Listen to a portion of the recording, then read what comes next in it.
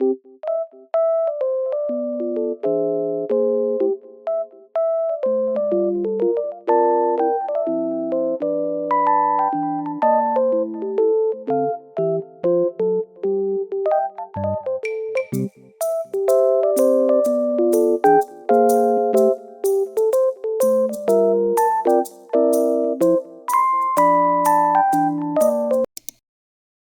Guys, welcome back to my channel. അപ്പോൾ ഇന്നത്തെ video വന്നിട്ടൊരു കൈൻഡ് ഓഫ് ഡെയിലി വ്ളോഗാണെന്ന് വേണമെങ്കിൽ പറയാം, അല്ലെങ്കിൽ ഒരു ഡേ ഇൻ മൈ ലൈഫ് പോലത്തെയൊക്കെ ഒരു കോണ്ടൻറ്റ്. പിന്നെ കാര്യമായിട്ട് കുറേ കാര്യങ്ങളില്ലാന്നുണ്ടെങ്കിലും കുറച്ച് ചില്ലറ കാര്യങ്ങളൊക്കെ ചെയ്ത് തീർക്കാനുണ്ടായിരുന്നു. അപ്പോൾ ഞാൻ വിചാരിച്ചു എന്തായാലും അങ്ങനത്തെ ഒരു കോണ്ടൻറ്റ് ആക്കിയിട്ട് ചെയ്യാം. പിന്നെ ഞാനിത് എൻ്റെ സെക്കൻഡ് ചാനലിൽ അപ്ലോഡ് ചെയ്യാമെന്ന് വിചാരിച്ച് ഷൂട്ട് ചെയ്തതായിരുന്നു കേട്ടോ. കാരണം അതിലാണ് ഇങ്ങനത്തെ വ്ളോഗ് കോണ്ടൻറ്റ്സ് ഒക്കെ ഞാൻ അപ്ലോഡ് ചെയ്യുന്നത്. അപ്പോൾ ഇത് അതിക്ക് വേണ്ടിയിട്ട് എടുത്തതായിരുന്നു. പക്ഷേ എനിക്ക് പിന്നെ എന്തോ അതായത് ഇങ്ങനെ സബ് ടൈറ്റിൽസ് ആഡ് ചെയ്യാൻ വേണ്ടി ഞാനിങ്ങനെ നോക്കിയപ്പോഴായിരുന്നു എനിക്കെന്തോ സംസാരിക്കാനൊരു ത്വര വരുന്ന പോലെ. അപ്പോൾ ഞാൻ വിചാരിച്ചു ഈ ചാനലിൽ അപ്ലോഡ് ചെയ്യാം. പിന്നെ ഇതിൽ കുറേ ആയല്ലോ അപ്പോൾ ഞാൻ ഇങ്ങനത്തെ അതായത് വ്ളോഗ് കോണ്ടൻറ്റ്സ് അപ്ലോഡ് ചെയ്തിട്ട്. എൻ്റെ ഓർമ്മ ശരിയാണെന്നുണ്ടെങ്കിൽ ഞാൻ ലാസ്റ്റായിട്ട് ഡേ ഇൻ മൈ ലൈഫ് ചെയ്തത് അന്ന് കാലിക്കറ്റ് ഒരു ഹോർത്തോസിൻ്റെ പ്രോഗ്രാം ഉണ്ടായിരുന്നല്ലോ മലയാള മനോരമയുടെ. അന്നത്തെ ഒരു ഡേ ഇൻ മൈ ലൈഫാണ് ലാസ്റ്റായിട്ട് ചെയ്തേ തോന്നുന്നത്. അപ്പോൾ വിചാരിച്ചാലും അത്ര നീണ്ട ഇടവേള ഇല്ലാന്നുണ്ടെങ്കിലും ചെറിയൊരു നീണ്ട ഇടവേള ഉണ്ടായിരുന്നു. അപ്പോൾ ഞാൻ വിചാരിച്ചു ഇതിൽ ചെയ്യാമെന്ന് വിചാരിച്ച്. അപ്പോൾ നമ്മുടെ ചാനൽ ആരെങ്കിലും ആദ്യമായിട്ട് കാണുന്നുണ്ടെങ്കിൽ സബ്സ്ക്രൈബ് ചെയ്യുക, അതുപോലെ വീഡിയോ ഇഷ്ടമായാലും എന്തായാലും ലൈക്ക് ചെയ്യുക കേട്ടോ. പിന്നെ നിങ്ങൾക്ക് എൻ്റെ ഇതുപോലത്തെ കോണ്ടൻറ്റ്സ് ഇഷ്ടപ്പെടുന്നുണ്ട് എന്നുണ്ടെങ്കിൽ എൻ്റെ സെക്കൻഡ് ചാനലുണ്ട്, അതിൽ വ്ളോഗ്സ് അങ്ങനത്തെ കോണ്ടൻറ്റ്സ് ആണ് കേട്ടോ. അപ്പോൾ അതും കൂടി സബ്സ്ക്രൈബ് ചെയ്യുക. അപ്പോൾ നമുക്ക് നേരെ വീഡിയോയിലോട്ട് പോവാം.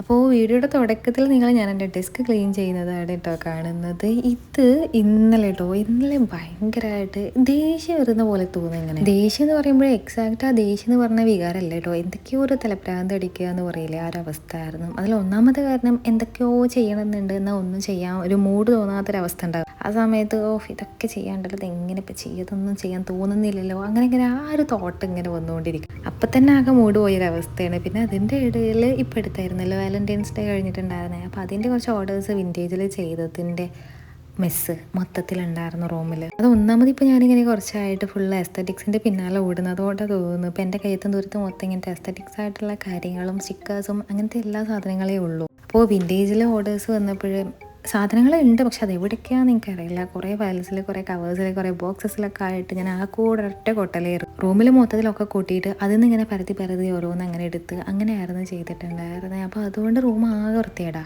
പിന്നെ അത് നന്നാക്കി വെക്കണമല്ലോ എന്നുള്ളൊരു തോന്നൽ, ഇന്ന് അത് നന്നാക്കാൻ തോന്നി ചെയ്യണില്ല ആ ഒരു അവസ്ഥ. അതിൻ്റെ ഇടയിൽ കൂടെ വൃത്തിയായിട്ട ചൂടും. എൻ്റെ റൂം മുകളിലാണ്, ഇനി അതുകൊണ്ടാണെന്ന് എനിക്കറിയില്ല ഭയങ്കരമായിട്ട് ചൂട് അനുഭവപ്പെടുന്നുണ്ട്. ഇനി ഫാൻ ഇട്ട് ഇരിക്കുകയാണെങ്കിലും വലിയ കാര്യമില്ല, എ സി ഇട്ട് ഇരിക്കുകയാണെന്നുണ്ടെങ്കിൽ ഓക്കെ സെറ്റാണ്. പക്ഷേ ഫുൾ ടൈം എ സി ഇട്ട് കഴിഞ്ഞാൽ കൈ ഇങ്ങനെ ഡ്രൈ ആവുന്ന പോലെ തോന്നും. അപ്പോൾ ഒരു എന്താ പറയുക, ഇങ്ങനെ എന്തെങ്കിലുമൊക്കെ നമ്മൾ ജേണൽ ചെയ്യുക എന്തെങ്കിലുമൊക്കെ ചെയ്യുകയാണെന്നുണ്ടെങ്കിൽ ഒരെങ്ങനെ തോന്നും. അപ്പോൾ അടുത്ത ബുദ്ധിമുട്ടത് അങ്ങനെ എന്തൊക്കെയോ കാര്യങ്ങളായിട്ട് ഭയങ്കരമായിട്ട് ഒരു തലപ്രാന്ത് അടിച്ച് അങ്ങനെയായിരുന്നു കുറച്ച് ദിവസങ്ങളായിട്ട്. എന്തായാലും അതൊക്കെ സോർട്ട് ചെയ്ത് ഇട്ടോ, ഞാൻ തന്നെ എന്നെ മോട്ടിവേറ്റ് ചെയ്ത് അതൊക്കെ സോർട്ട് ചെയ്ത് എടുത്ത്.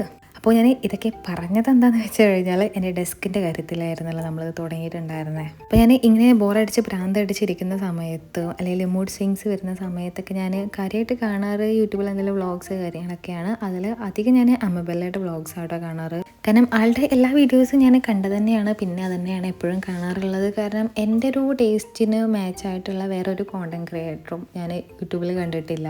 മലയാളത്തിലും ഇല്ല, അതുപോലെ ഫോറിനേഴ്സിൻ്റെ ഇതിലും ഇല്ല. അപ്പോൾ വേറെ ആരുടെയും കാണുന്ന വൃത്തിയില്ലല്ലോ. അപ്പോൾ ആളുടെ തന്നെയായിരുന്നു എപ്പോഴും ഇരുന്ന് കാണാറ്. കാരണം എൻ്റെ ടേസ്റ്റിന് എക്സാക്റ്റ് മാച്ചാണ് ആളുടെ വൈബ്സ്.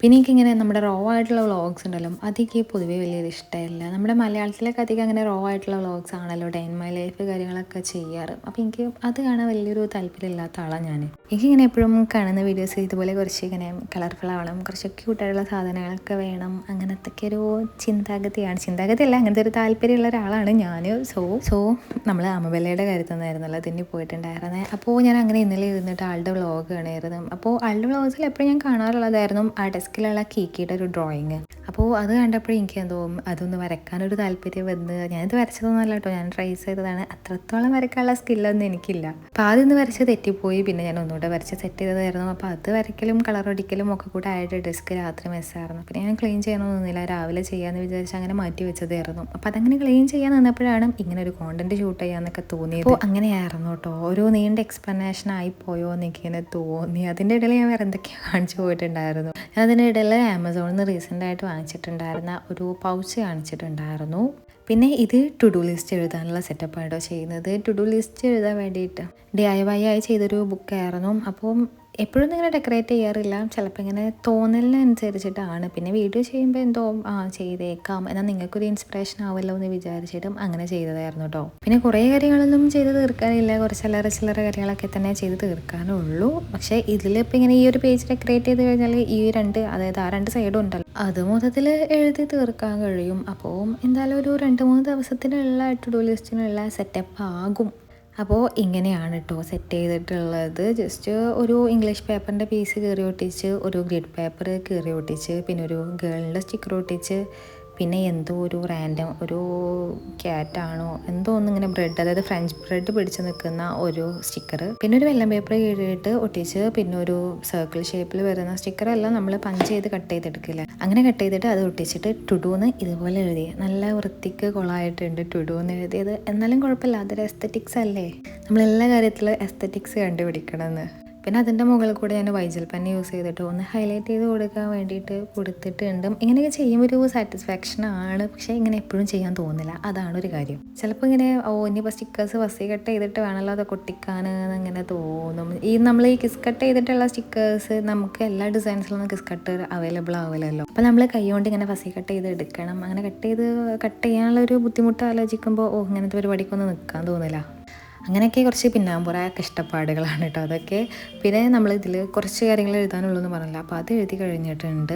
ഇനി അടുത്ത പരിപാടി ഇത് പറയുന്നത് ഒരു ജേണൽ ചെയ്യാനല്ല, ഇത് ഞാനിപ്പോൾ എടുത്ത് വാങ്ങിച്ച ഒരു ജേണൽ സെറ്റായിരുന്നു. അതിൻ്റെ ഷോർട്സ് ഞാൻ അപ്ലോഡ് ചെയ്തിട്ടുണ്ടായിരുന്നു. ലോങ് വീഡിയോ ആയിട്ട് ഞാൻ എൻ്റെ സെക്കൻഡ് ചാനൽ ഉണ്ടെന്ന് പറഞ്ഞല്ലോ, ആ ചാനലിൽ ഒരു ഡെയിലി വ്ളോഗ്, ഒരു 27 മിനിറ്റിൻ്റെ ഒരു ഡെയിലി വ്ളോഗ് ഉണ്ട്. അപ്പോൾ ആ ഡെയിലി വ്ളോഗിൽ ആഡ് ചെയ്തിട്ടുണ്ട് ഇതിൻ്റെ ഡീറ്റെയിൽഡ് അൺബോക്സിങ് വീഡിയോ കാര്യങ്ങളൊക്കെ. അപ്പോൾ അതൊന്ന് ചെക്ക് ചെയ്ത് നോക്കുക. അപ്പോൾ ഈ ഒരു ജേണൽ സെറ്റിനെ കുറിച്ചിട്ട് പറയുകയാണെന്നുണ്ടെങ്കിൽ എനിക്ക് അങ്ങനെ ഇത് വാങ്ങിക്കണമെന്ന് വലിയൊരു താല്പര്യമില്ലായിരുന്നു. പിന്നെ പെട്ടെന്നാണെങ്കിൽ ഈ ഒരു ജേണൽ ബുക്ക് വാങ്ങിക്കണം, അതായത് ആ ബുക്ക് വേണമായിരുന്നു എനിക്ക്. അപ്പം അങ്ങനെ ഞാൻ വിചാരിച്ചു എന്നാൽ വാങ്ങിച്ചേക്കാം എന്നൊക്കെ വിചാരിച്ച് അങ്ങനെ ഒരു സുപ്രഭാതത്തിൽ തോന്നിയ ഒരു ചിന്തക്ക് പുറത്ത് ഓർഡർ ചെയ്ത് വാങ്ങിച്ചതായിരുന്നു ഇത്. അപ്പം ഞാൻ ഇതിൽ കാര്യമായിട്ട് എന്തിനാണ്, അതായത് ഈ ഒരു ബുക്ക് എന്തിനാന്ന് വെച്ച് കഴിഞ്ഞാൽ ഇങ്ങനെ ലൈഫിൽ അച്ചീവ്മെൻറ്റ്സ് ഉണ്ടാവില്ലേ, അതായത് നമ്മൾ കുറേ കാര്യങ്ങൾ നേടണം എന്ന് വിചാരിച്ച് നേടിയെടുത്തത്, അല്ലെങ്കിൽ നമുക്ക് സർപ്രൈസ് ആയിട്ട് നമ്മുടെ ലൈഫിൽ ഉണ്ടാകുന്ന ഒരു അച്ചീവ്മെൻറ്റ്സ് കാര്യങ്ങൾ, അതിൻ്റെയൊക്കെ ഫോട്ടോസ് ഒട്ടിച്ച് വെക്കാൻ വേണ്ടിയിട്ടുള്ള ഒരു ജേണൽ ബുക്ക് വേണമെങ്കിൽ പറയാം. ഇപ്പോൾ ഞാൻ എൻ്റെ പുതിയൊരു ചാനൽ ഞാൻ ഈ 2025 വിഷൻ ബോർഡ് ചെയ്തപ്പോൾ വിചാരിച്ചതായിരുന്നു എസ്തറ്റിക് ആയിട്ടുള്ള ഒരു ഇൻസ്റ്റഗ്രാം ഫീഡ് വേണം, അതുപോലെ ഒരു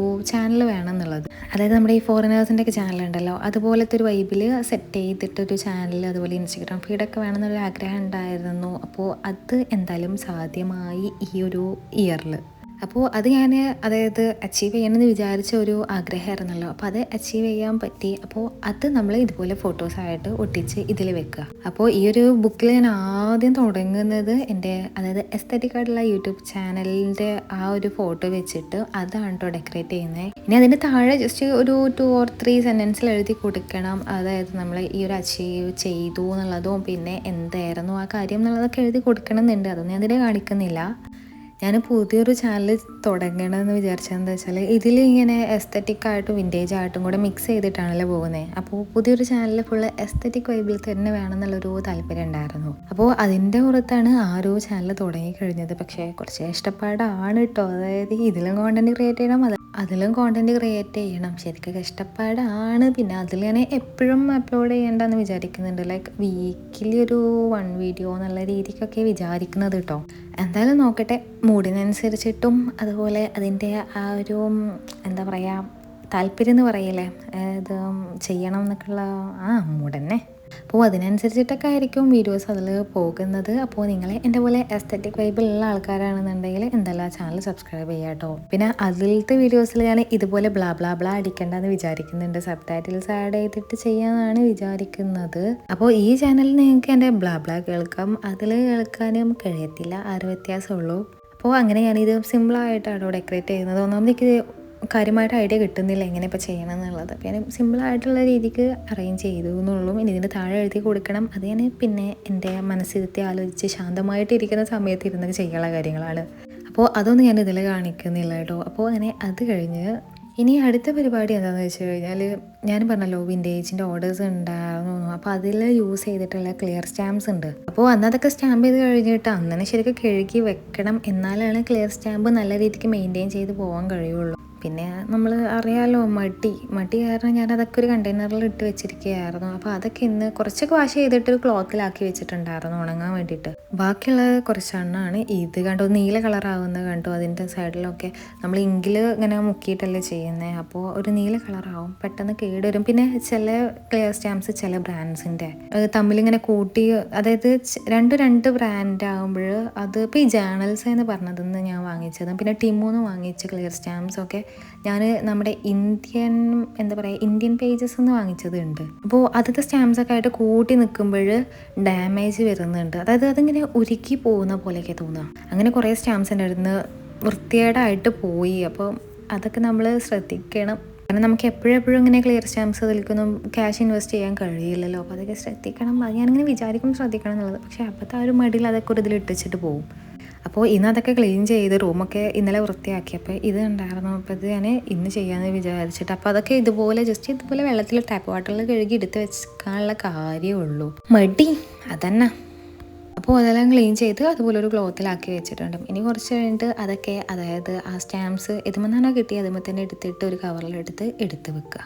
അതാണ് ചെയ്യാനുള്ള ഡ്യൂട്ടിയും. അതെന്തായാലും ഉണങ്ങി കഴിയണമല്ലോ. അപ്പോൾ ഉണങ്ങുന്നിട്ട് നമുക്ക് തുടച്ചാലും മതിയാകും. പക്ഷെ ഞാനതിനിപ്പോൾ തുടക്കണമല്ലോ എന്ന് വിചാരിച്ചിട്ടും അതിൽ വെച്ചതാണ്. ഇനി അടുത്തത് പിന്നെ ഒരു പെൻപാല ഓപ്പൺ ചെയ്യേണ്ടായിരുന്നു. ഒരു പെൻപാലൊന്നുമല്ല, 2-3 കൂടെ ഉണ്ട് ഓപ്പൺ ചെയ്യാൻ. അപ്പോൾ ഞാൻ ഇതിലൊന്ന് കാണിക്കാമെന്ന് വിചാരിച്ചു. അപ്പോൾ ഇത് റിൻഷിന എന്ന് പറഞ്ഞൊരു കുട്ടി സെൻഡ് ചെയ്ത പെൻപാൽ ലെറ്റർ ആയിരുന്നു കേട്ടോ. ഇനി എനിക്ക് 6 റിപ്ലൈ ലെറ്റർ സെൻഡ് ചെയ്യാനുണ്ട്. അത് കഴിഞ്ഞിട്ടായിരിക്കും ഞാൻ ഇനി റീഓപ്പൺ ചെയ്യുള്ളൂ. ചിലപ്പോൾ ഞാൻ ഈ വർഷം റീഓപ്പൺ ചെയ്യുന്നുണ്ടാവില്ല എന്ന് വിചാരിക്കുന്നുണ്ട്. കാരണം കുറച്ച് പേഴ്സണൽ ഇഷ്യൂസ് എന്നല്ല, എന്തായാലും എനിക്ക് അക്സെപ്റ്റ് ചെയ്യാൻ പറ്റാത്തൊരു സാഹചര്യങ്ങളായിരിക്കും ഇനി മുമ്പോട്ട്. അപ്പോൾ ഞാൻ വെറുതെ അക്സെപ്റ്റ് ചെയ്തിട്ട് സമയം കളയണ്ടല്ലോ എന്ന് വിചാരിച്ചിട്ടും ഞാൻ അക്സെപ്റ്റ് ചെയ്യണില്ല. അതായത് ഈ ഒരു വർഷം വേണ്ടെന്ന് വിചാരിക്കുന്നുണ്ട്. പിന്നെ ഞാൻ ഒരു ക്രൈറ്റീരിയ ഒക്കെ സെറ്റ് ചെയ്യണമെന്ന് വിചാരിക്കുന്നുണ്ട്. അതായത് പെൻപാൽസ് 18+ ആയിട്ടുള്ളവരിന്ന് മാത്രം അക്സെപ്റ്റ് ചെയ്താൽ മതി എന്നൊക്കെ വിചാരിക്കുന്നുണ്ട്. ഞാൻ തീരുമാനിച്ചിട്ടില്ല. അങ്ങനെ ഒരു ചെറിയ ഒരു ചിന്ത എൻ്റെ മനസ്സിൽ വന്ന് അപ്പോൾ ഞാനത് ചിലപ്പോൾ അത് പ്രൊസീഡ് ചെയ്യണം വിചാരിക്കുന്നുണ്ട്. അല്ലെങ്കിൽ ഇപ്പോഴും അക്സെപ്റ്റ് ചെയ്യുന്നില്ലല്ലോ, എന്തായാലും ഒരു വർഷം ഗ്യാപ്പ് ഉണ്ടല്ലോ, അത് കഴിഞ്ഞിട്ടാണല്ലോ. അപ്പോൾ ചിലപ്പോൾ ആ ഒരു ടൈമിലൊക്കെ ആയിരിക്കാം. അതായത് അപ്പോൾ ഒരു ക്രൈറ്റീരിയ ഒക്കെ സെറ്റ് ചെയ്യാമെന്ന് വിചാരിക്കുന്നുണ്ട്. എന്തായാലും നോക്കട്ടെ. അപ്പോൾ ഞാൻ പറഞ്ഞല്ലോ, ഇത് റിൻഷിന എന്ന് പറഞ്ഞൊരു കുട്ടി സെൻഡ് ചെയ്ത പെൻപാൽ ലെറ്റർ ആയിരുന്നു. ഇത് സെക്കൻഡ് ലെറ്റർ ആട്ടോ. അതായത് ആളിക്ക് പണ്ടൊന്നും സെൻഡ് ചെയ്തിട്ടുണ്ടായിരുന്നു. അതിന് ഞാൻ റിപ്ലൈ ലെറ്റർ സെൻഡ് ചെയ്തിട്ടുണ്ടായിരുന്നു. പിന്നെ ആളിക്ക് അതിനുള്ള റിപ്ലൈ ലെറ്റർ ആയിട്ട് സെൻഡ് ചെയ്ത ലെറ്ററാണ് കേട്ടോ ഇത്. അപ്പോൾ ആളൊരു പേർപ്പിൾ ആസ്തറ്റിക് ഫാനാണ് തോന്നുന്നുണ്ട്. മൊത്തത്തിലൊരു പേർപ്പിളുമായി ആയിരുന്നു ഇത് കണ്ടപ്പോൾ എനിക്കൊരു ഫ്രണ്ട് ഉണ്ട്. ആള് ഇതുപോലെ ഭയങ്കര പേർപ്പിളിൻ്റെ അഡിക്റ്റഡ് ആയിട്ടുള്ള ഒരാളായിരുന്നു. അപ്പോൾ ആളിങ്ങനെ ഓർമ്മ വന്നതൊക്കെ കണ്ടപ്പോൾ ഇനി ഇതിന് റിപ്ലൈ ചെയ്യണം. ഇതിന് മുമ്പ് എനിക്ക് വേറെ 4 റിപ്ലൈ ചെയ്യാനുണ്ടായിരുന്നു. കാരണം ഇത് ലാസ്റ്റിലാണ് വന്നിട്ടുണ്ടായിരുന്നത് ഈ ലെറ്റർ. അപ്പോൾ ഇതിന് മുമ്പ് വന്ന കുറച്ചെണ്ണം ഉണ്ട്, അതായത് ഒരു 4 ഉണ്ട്. അത് കഴിഞ്ഞിട്ടായിരുന്നു ഇത് വന്നിട്ടുണ്ടായിരുന്നത്. അപ്പോൾ ആദ്യം 4 റിപ്ലൈ ചെയ്യണം. അപ്പോൾ ഇനി ഹംന എന്ന് പറഞ്ഞൊരു കുട്ടിയും അതുപോലെ ഷെയ്ഖ എന്ന് പറഞ്ഞിട്ടുള്ള ഒരു കുട്ടിയും, ഇവർക്ക് 2 പേർക്കാണ് ഇപ്പോൾ ഫസ്റ്റ് പ്രയോറിറ്റി ഉള്ളത്. അപ്പോൾ അവരത് റിപ്ലൈ ചെയ്ത് കഴിഞ്ഞിട്ടാണ് പിന്നെ ഫർഹ എന്ന് പറഞ്ഞിട്ടൊരു കുട്ടിയുണ്ട്, പിന്നെ 3 പേരുണ്ട്. അപ്പോൾ അവർക്കൊക്കെ റിപ്ലൈ ചെയ്യണം. അപ്പോൾ ഒരു 2025 ഒരു മാർച്ച് ഏപ്രിൽ അതിൻ്റെ ഉള്ളിൽ തന്നെ എല്ലാതും റിപ്ലൈ ചെയ്ത് തീർക്കണം എന്നാണ് ഞാൻ വിചാരിക്കുന്നത്. അപ്പോൾ അതായിരുന്നു ആ ഒരു പെൻപാൽ ലെറ്റർ. പിന്നെ അത് കഴിഞ്ഞിട്ട് ഞാനും ഈ സ്റ്റിക്കേഴ്സൊക്കെ ഫസി കട്ട് ചെയ്ത് വെച്ചിട്ട് ഞാനൊരു എൻവലപ്പ് ചെയ്തിട്ടുണ്ടായിരുന്നു. എൻവലപ്പല്ല, ഒരു ക്ലിയർ ഫയൽ DIY ആയിട്ട്. അതിൻ്റെ ഷോർട്സ് ഞാൻ ഈ ചാനലിൽ അപ്ലോഡ് ചെയ്തിട്ടുണ്ട്. അതിൻ്റെ ലോങ് വീഡിയോ ആയിട്ട് ഞാൻ എൻ്റെ സെക്കൻഡ് ചാനലിൽ ഒരു ഡെയിലി വ്ളോഗ് ഉണ്ടെന്ന് പറഞ്ഞല്ലോ, അതിൻ്റെ ലിങ്ക് താഴെ കൊടുക്കുക, അതിൽ ആഡ് ചെയ്തിട്ടുണ്ട്. അപ്പോൾ അത് ഡീറ്റെയിൽ ആയിട്ട് കാണണം താല്പര്യമുള്ളവർക്ക് ആ ഒരു വീഡിയോ ചെക്ക് ചെയ്ത് നോക്കാം കേട്ടോ. അപ്പോൾ അതിലിട്ട് വെക്കാമെന്ന് ഇങ്ങനെ വിചാരിക്കുന്നുണ്ടായിരുന്നു. ഇങ്ങനെ സ്റ്റിക്കേഴ്സ് ഫസി കട്ട് ചെയ്ത് വെച്ചാൽ നമുക്ക് ആവശ്യത്തിനനുസരിച്ച് യൂസ് ചെയ്യാമല്ലോ. അപ്പോൾ അതിന് വേണ്ടിയിട്ട് എടുത്തതായിരുന്നു ഇത്. പിന്നെ ഞാൻ ഇത് കട്ട് ചെയ്യാൻ വേണ്ടി തുടങ്ങിയപ്പോഴായിരുന്നു എനിക്ക് തോന്നിയത്, അല്ല ഇതൊക്കെ കൂടെ ഞാൻ പിന്നെ ഫസി കട്ട് ചെയ്യാൻ നിന്ന് കഴിഞ്ഞാൽ ഒരുപാട് ടൈം എടുക്കുമല്ലോ. അതിന് നല്ലത് ഇതിന്ന് ഇങ്ങനെ ഒറ്റപ്പെട്ട് നിൽക്കുന്നതൊക്കെ കട്ട് ചെയ്തിട്ട് ബാക്കിയുള്ളതെല്ലാം സ്റ്റിക്കർ ബുക്കിൽ ആഡ് ചെയ്ത് വെച്ചാൽ പോലെ എന്നുള്ള തോന്നലിങ്ങനെ വന്നപ്പോൾ പിന്നെ ഞാൻ ആ പ്ലാൻ അപ്പാടെ മാറ്റി. അപ്പോൾ സൈഡിൽ ഇങ്ങനെ ഓരോന്ന് വിട്ട് നിൽക്കുന്നതൊക്കെ കട്ട് ചെയ്ത് വെച്ച് കഴിഞ്ഞാൽ ബാക്കി ഇതുപോലെ സെറ്റായിട്ടുള്ളതൊക്കെ ഇങ്ങനെ സ്റ്റിക്കർ ബുക്കിൽ വെച്ചു. എന്നാൽ പിന്നെ അതൊന്ന് എടുത്ത് കട്ട് ചെയ്താൽ മതി. ചില സമയത്ത് തോന്നും ഇങ്ങനെ ഫസി കട്ട് ചെയ്തിട്ട് സ്റ്റോർ ചെയ്ത് വെച്ച് കഴിഞ്ഞാൽ ഇങ്ങനെ എടുത്ത് ഒട്ടിച്ചു കൊടുത്താൽ മതി തോന്നും. ചിലപ്പോൾ തോന്നും ഫസി കട്ട് ചെയ്ത് കഴിഞ്ഞാൽ ഒക്കെ കൂടെ മിക്സ് ആയിട്ട് പിന്നെ അത് സോർട്ട് ചെയ്യാൻ നിൽക്കണമല്ലോ എന്ന് തോന്നും. ചിലപ്പോൾ തോന്നും ഇങ്ങനെ ഫസി കട്ട് ചെയ്യാണ്ട് ഇതുപോലെ സെറ്റായിട്ട് വെച്ച് കഴിഞ്ഞാൽ ആവശ്യത്തിനനുസരിച്ച് കട്ട് ചെയ്താൽ പോരെ, മറ്റേത് എല്ലാതും കൂടെ കട്ട് ചെയ്ത് ടൈം വേസ്റ്റ് ആക്കണ്ടല്ലോ തോന്നും. എന്തൊക്കെയോ ചിന്തകളാണ് ഓരോ സമയത്തും തലയിൽ കൂടെ കടന്നു പോകുന്നത് അറിയോ. പിന്നെ ഓരോന്ന് കട്ട് ചെയ്തിട്ട് ഇങ്ങനെ ലെഫ്റ്റ് ഓവേഴ്സ് ഉണ്ടാവില്ല, അപ്പോൾ ഇങ്ങനെ വിചാരിക്കും ഇതിൻ്റെ ഈ സൈഡ് ഇങ്ങനെ കട്ട് ചെയ്ത് അവിടെ അങ്ങനെ ഒട്ടിച്ചു കൊടുക്കുക, ഇതിങ്ങനെ കയറി എടുത്താൽ ഇങ്ങനെ ഇവിടെ ഒട്ടിച്ചു കൊടുക്കുക, വെറുതെ വേസ്റ്റ് ചെയ്യാണ്ടല്ലോ എന്ന് ഇങ്ങനെ തോന്നും. അല്ലെങ്കിൽ നിങ്ങൾ നീളത്തിൽ കട്ട് ചെയ്ത് കഴിഞ്ഞാലും അത് ജേണലൊക്കെ ചെയ്യുമ്പോൾ വാഷ് ടൈപ്പിന് പകരം അവിടെ അങ്ങനെ ഒട്ടിച്ചു കൊടുക്കാം. അങ്ങനെയൊക്കെ ഓരോ ചിന്തകളായിരിക്കും. എന്നിട്ട് ഇതെല്ലാം എടുത്ത് വെക്കും, എന്തെങ്കിലുമൊക്കെ ഒരു ബോക്സിലോ ഇതിലൊക്കെ ആക്കി എടുത്ത് ഇങ്ങനെ വെക്കും. എന്നിട്ട് പിന്നെ അത് നിറയും അവിടെ, പിന്നെ അത് തട്ടി തൂത്ത് നടക്കാൻ നിൽക്കണം. ആദ്യം ആ ഒരു ചിന്താഗതി എടുത്ത് ഒഴിവാക്കണം. ഇങ്ങനെ അല്ലാതെ ഒരു കണക്കിന് നല്ലൊരു ശീലമായിട്ട് തോന്നിക്കും, പക്ഷെ ചില സമയത്ത് സാധനങ്ങൾ ഇങ്ങനെ കുമിഞ്ഞു കൂടുന്നതിനുള്ളൊരു കാരണമാവും ചെയ്യും അത്. ഇങ്ങനെ കുമിഞ്ഞു കൂടി കഴിഞ്ഞാൽ നമുക്ക് കുറച്ചിങ്ങനെ ഓർഗനൈസ്ഡ് ആയിട്ട് പോകണമെന്ന് ചിന്തിക്കുന്ന ആൾക്കാർക്കാണെങ്കിൽ തലപ്രാന്ത് കടിക്കും ഇതൊക്കെ കൂടെ കാണുമ്പോൾ.